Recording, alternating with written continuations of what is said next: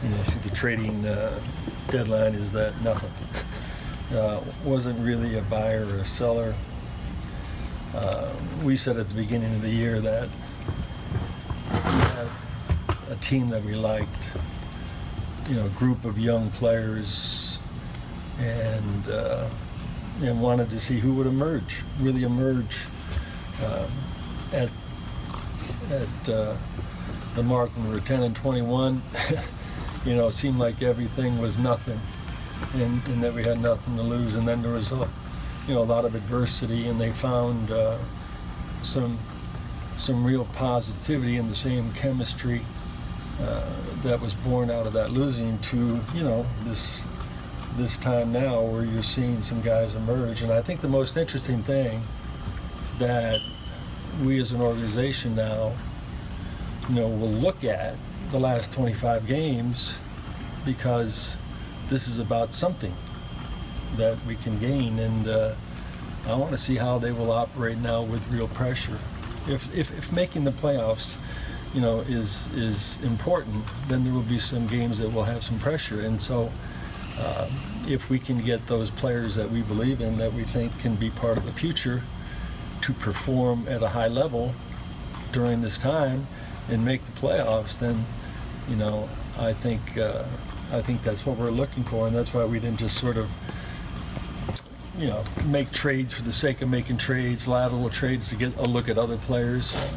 And so when it came right down to it, myself and Andy and Eric and Nick and everybody involved said, let's play this out. We got a great roster, I think, of young players and some great leadership, and some of the veterans, some guys who are emerging. Great coaching staff that's, I think, teaching them everything they know and what they need, for this run. We got a draft pick. We don't know where it's going to be, and we have that elusive moving number out there for the summer that will help us rebuild. So I'm glad we didn't do anything stupid. Pat, how frantic did it get the last 48 hours? Not frantic. There was nothing. It was like boring. There's a time, there's a time when you're really out there buying, when it gets frantic, and you can buy. There's a time when you can do that. And so, when we did the Gorn things, when we made, deals for Tim Hardaway, when we made deals for Zoe, and we did a lot of these things, that wasn't a trading deadline deal. But there are times during the trading deadline when you can make something happen, and I've always believed that at that time you give a nickel more to get what you want, if you think it can help. And if you take a look at the teams that did some things, big, they're all teams that really want to take a step up because they've been taking steps back. And I thought Toronto made a deal that they had to make. It was a great deal for them. And, the Cousins deal, the Bogdanovich deal, with Washington. All these teams are sort of growing right now, and they need another piece. And, I think OKC and the deal they just made to get Taj Gibson and McDermott. So there are some teams that did some good things, and there are other teams that just sort of, held its ground, and they'll wait, for the draft and for the summer. The teams that are kind of around you, though, in that mix of trying to get in that East picture, it didn't seem like we didn't do anything. Nobody did anything. All right, so I think everybody probably felt the same way. Is that they all feel like they have something, but over the next 25 games, all of those teams, 5 or 6 teams that are vying for that playoff spot, it's going to be very competitive. They're going to want to get in. There'll probably be a point, somewhere, if you get 6, 7 games behind, that other things can happen. But that's what's going to make it fun. So I think I'm not speaking for them, but I think all of us sort of probably felt the same way. Let's take a shot at it.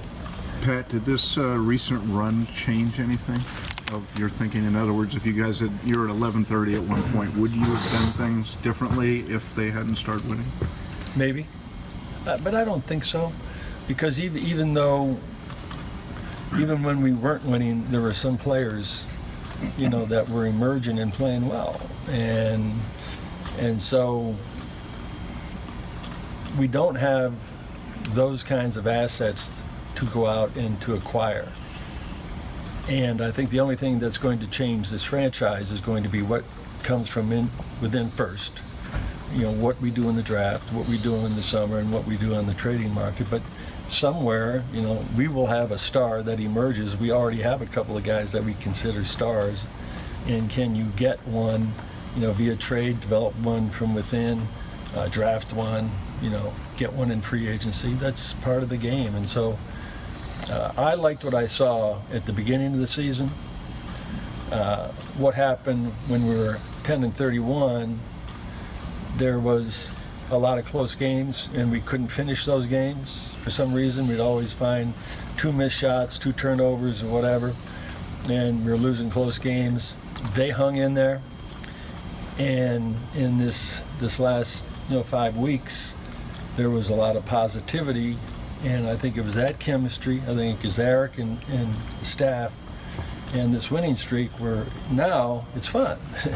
Let's take this to what we would say the fourth quarter, and everything's on the line over the next 25 games, and let's see what we can do and what they can do. So I'm excited about that. I'm excited about a playoff run, just as I would be as excited about getting the number 1 seed or the first round of the playoffs. I am. So you get excited at different levels, and so we're all excited about this. Now, we have bigger dreams here than that, but you take what you can get at that moment. And so this is where we are. The excitement level with this team, obviously staying put. Anything can happen in the playoffs. Staying pat? Staying pat. I was gonna say pat. Yeah. Okay. But does that add to the intrigue of this group? Like, if you get into the playoffs, what it can do from there, not just getting in. Yes. This was not smoke and mirrors over the last 5 weeks. This was some very good basketball. Some very good performances, and we will see now if after 9 days off, if they can remain the same team with the same kind of edge. And so I know they're going to play hard every night. We all know that. I know they're going to be prepared every night.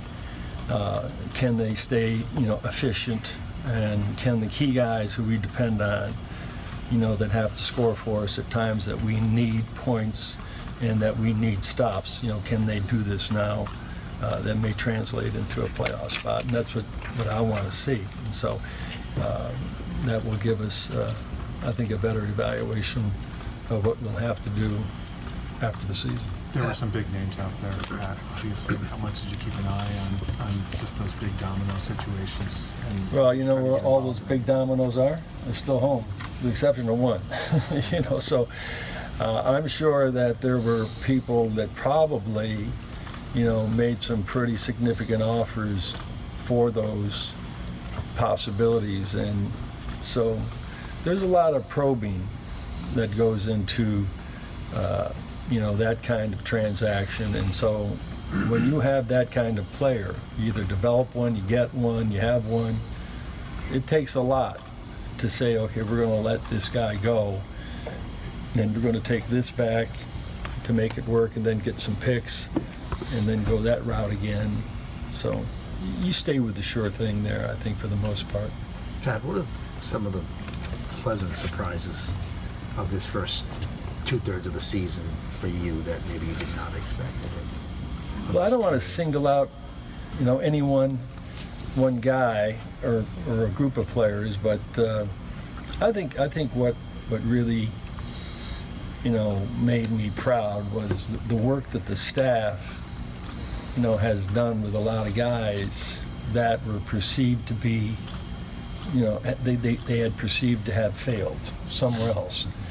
And their commitment, those players' commitment to take the step up and to receive the coaching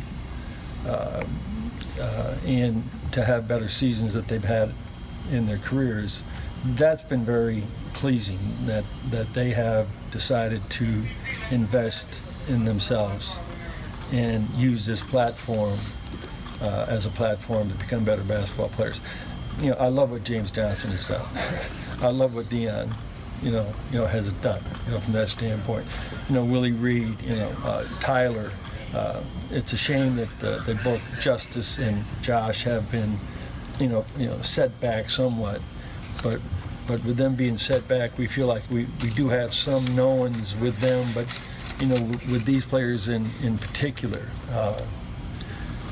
with Wayne Ellington and what he can deliver, making 3 threes in 60 seconds or something.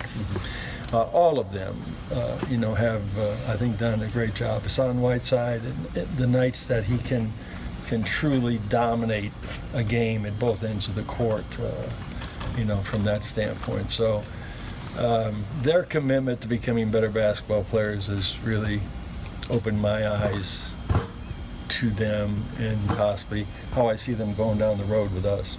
Pat, there have been examples of Pat, there have been examples of players who are pretty good NBA players for 4 years, like Kyle Lowry, and then suddenly blossom into very, very good players. With Dion, is the sample size big enough to make that conclusion yet? How long do you need to feel about whether he's actually made that step from pretty good to this is who Dion Waiters is now?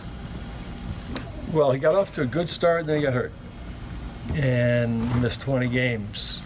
Did not shoot the ball well at the beginning, but he played well. He just wasn't shooting the ball well in the beginning. Then he got hurt. When he came back from that injury, Eric has constantly been coaching him on efficiency. Be a two-way player. We know he's a big game player. He has a lot of what you would say chutzpah, guts, gravitas. He wants to take the shot at the end of the game, but he's a very gifted player, and so if he can put together, another 25 games similar to what he's done over the last, 10 or 12, then that's a pretty good sample size of what a guy can do. Now, does it impact winning? That's an analytic that you have to sort of figure out, his impact on winning, and so he's been talked to a lot about that, and I think he's really taken to heart his conditioning and playing both ends of the court. But he's a playmaker. He's a big-time playmaker. Don't know how much you want to say about another team, but Magic this week, and the shake-up out in LA. Just have you talked to Magic at all about what life in your office, what life from your chair looks like? No, not. He knows that, because he and I spent a lot of time together over the years. And, I just, when I heard it the other day, it takes me back to 1992, I think, when there was a press conference and he stood up there as a player in front of all of us and said, I have to retire because I have HIV.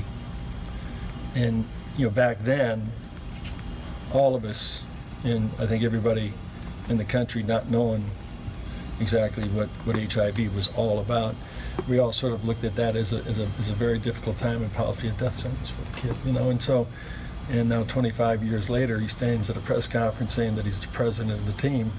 Deja vu, and there couldn't be a better person and worker, I think, to be the sort of face and also to spearhead this. He'll get the job done out there, and I love Mitch. I coached Mitch, worked closely with Mitch over the years, the Buss family. So, those 20 years in Los Angeles for me, they're part of me. But my 20 years in Miami has become more a part of me than they are because it's more current. But I'm just happy for Magic. So now, he's going to try to rifle my pockets, and I'm going to try to rifle his somewhere along the way. And but I'm happy for him, and I'm also happy for the Lakers. How many more questions, guys? There's 2 more. There have been times where Eric has had to take Hassan out to, just talk to him and all. What have you seen from your chair and the way Hassan has played this year? I love Hassan. We would not have invested in Hassan Whiteside if we didn't believe that he could be an integral part of winning, a force on defense and rebounding. From an offensive standpoint, there still are parts of his game that he has to work on in how he incorporates his game with his teammates. And so, look, you know, I mean, when you're a professional basketball player, and I don't care who you are, if there's a quick substitution, you deal with it as a professional. And there are nights over there where I talk to myself under my breath, and I say, get him out of there. Not him. I could say that by about 15 players, you know, but that's my coaching instinct.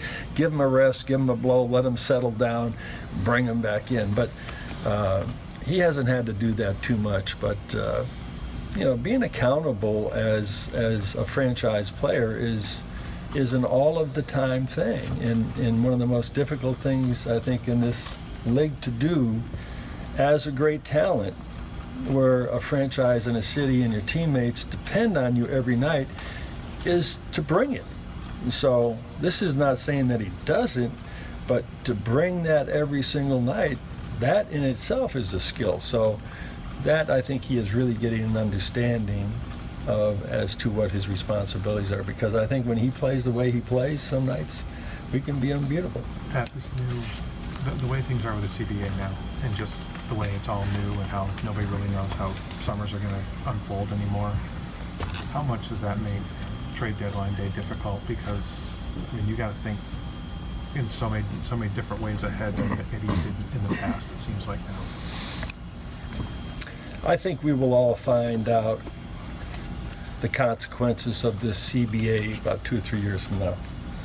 I think last year, with the influx of a lot of dollars into the system, there were some eye-opening contracts that were signed, and I think you might have one more round of that this year, and then there'll be a new analytic out that will value players even more, you know, as to how much you will pay them versus you know what a guy can get or something. But we don't know. I mean, you know, Andy is probably the biggest architect in the league of helping to create this document, and one that we're all going to have to live by. And so we'll all be up to speed on it. But the consequences of it and how it affects a team, and the trading deadline and the draft, and what becomes more valuable and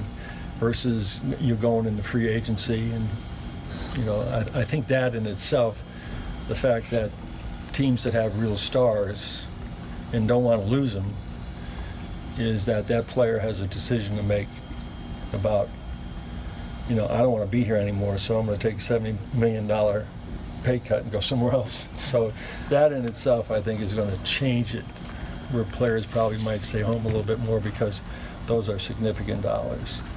You good, guys? Okay?